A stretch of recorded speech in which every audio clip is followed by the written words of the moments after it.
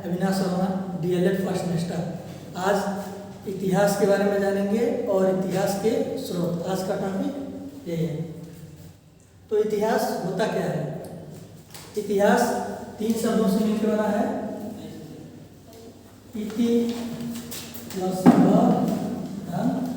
आस, जिसका अर्थ होता है निश्चित रूप से ऐसा ही घटित हुआ है, अर्थात ऐसी घटना जिसका कालक्रमानुसार क्रमबद्ध रूप से साक्ष्य सहित वर्णन किया गया हो, इतिहास कहलाता है।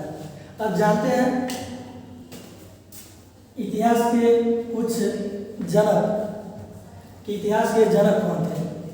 तो पहला आता है इतिहास के जनक।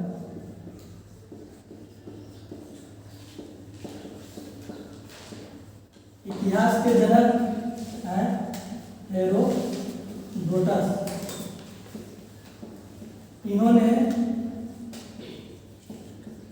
हिस्टोरिका नामक प्रथम इतिहास की पहली पुस्तक जो हिस्टोरिका है हेरोडोटस द्वारा लिखी गई थी, इसीलिए इनको इतिहास का जनक कहा जाता है।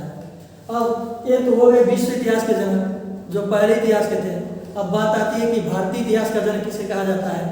तो भारत के इतिहास में पहली पुस्तक इंडिका लिखी गई थी और इसे लिखे थे मेगास्थनीज।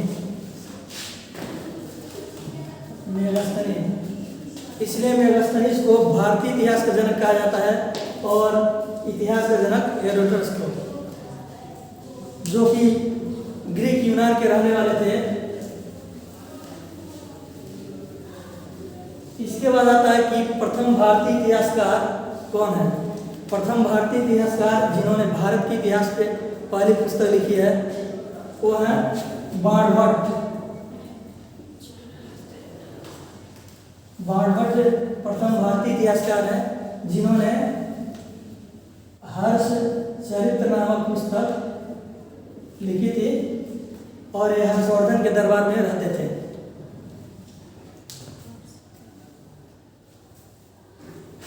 अब देखते हैं इतिहास का विभाजन। इतिहास का विभाजन 3 कालखंडों में किया गया है। प्रागैतिहासिक काल,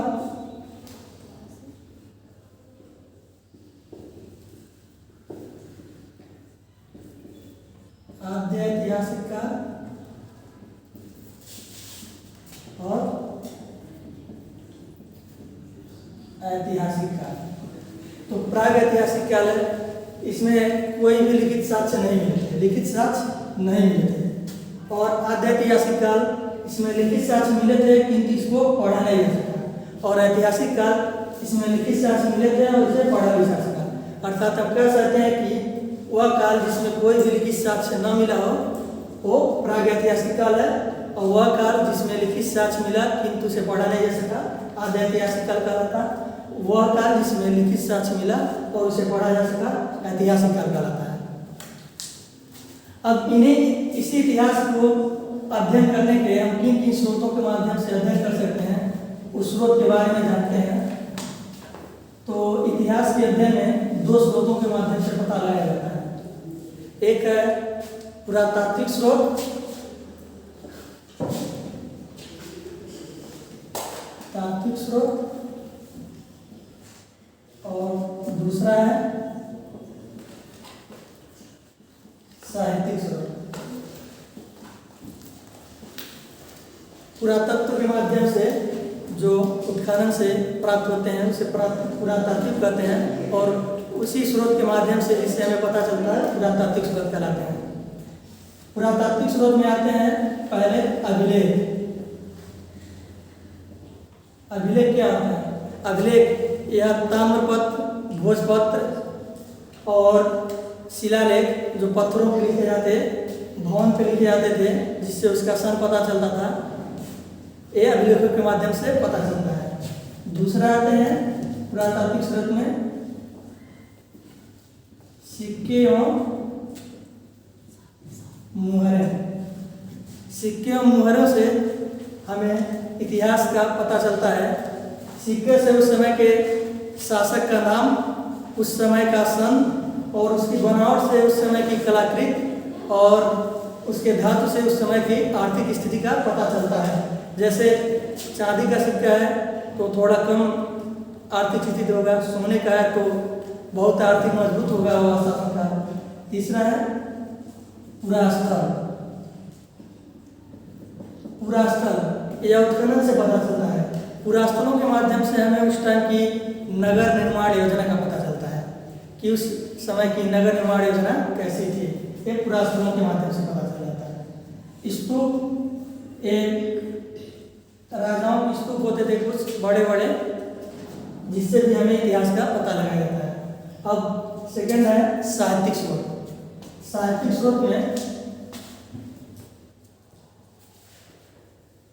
स्रोत में आता है पहला धार्मिक साहित्य,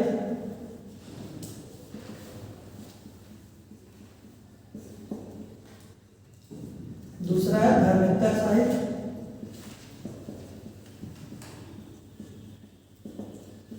और तीसरा विदेशी यात्रियों के वृत्तांत। तो धार्मिक साहित्य में क्या हो गया, जो धर्म से रिलेटेड है, जैसे वेद, रामायण, महाभारत, ये धार्मिक साहित्य है। जैसे वेद के लेखक महर्षि द्वैपायन वेद व्यास, रामायण के महर्षि वाल्मीकि, और धर्मेतर साहित्य में आते हैं अर्थशास्त्र और राजतरंगिणी। अर्थशास्त्र के लेखक चाणक्य हैं और राजतरंगिणी के कल्हड़।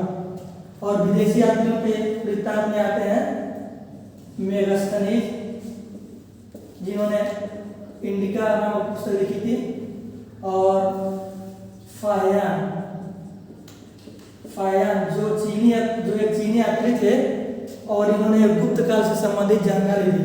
और तीसरे हैं वेन्सान, ये भी चीनी यात्री थे जिन्होंने हर्षवर्धन काल से संबंधित जानकारी दी है।